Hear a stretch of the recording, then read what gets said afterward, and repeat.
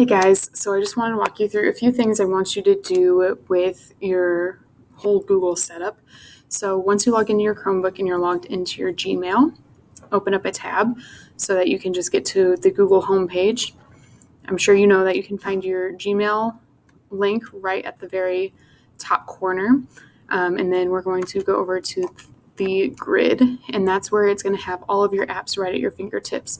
Another fun thing is that if you look up on your bookmarks bar, they put the apps there as well. And these are all the apps that you are typically going to be using when it comes to your school year. So these are ones I've accessed recently, but I want to go back to my grid view where I can get all of them. And you'll see you have your Drive, Classroom, different docs, sheets, slides, calendar, which I'll walk you through in a different video, what you can do with that, and also your Google Meet. If you scroll down, there's a few other things that you can access as well. We're mostly going to talk about the top. So the first thing I want you to do is go into your Drive. Now, a lot of students have a hard time with their Google Drive because if you're anything like me, you just have like a million different things going on, and it can be kind of hard to find stuff. So the first thing I want you to do for this year is to create a new folder for each of your classes. So this one would be biology, and I could say it's 20 through 21 or biology sophomore year, so that I had it ready to go and create that. And then I'll create a brand new folder down here. Now, if once you create one for all of your classes, another thing you can do is create a personal folder, because sometimes you just have stuff on there that's not exactly school related.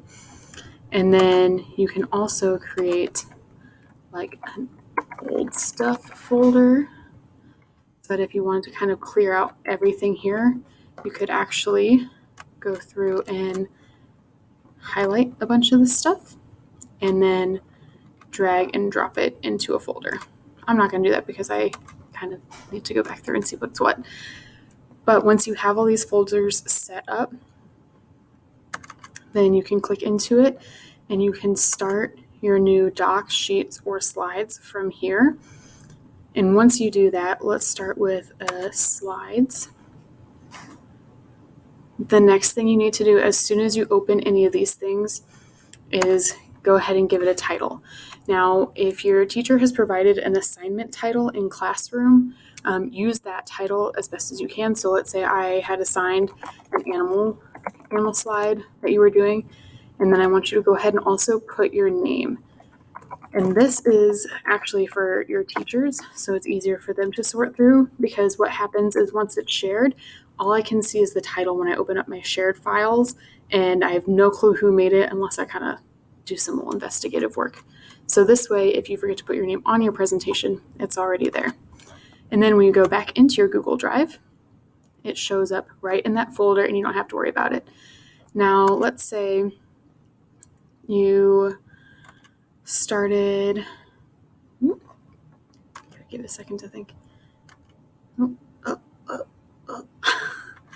Let's say you start a new Google Docs, and this one you're doing a video summary.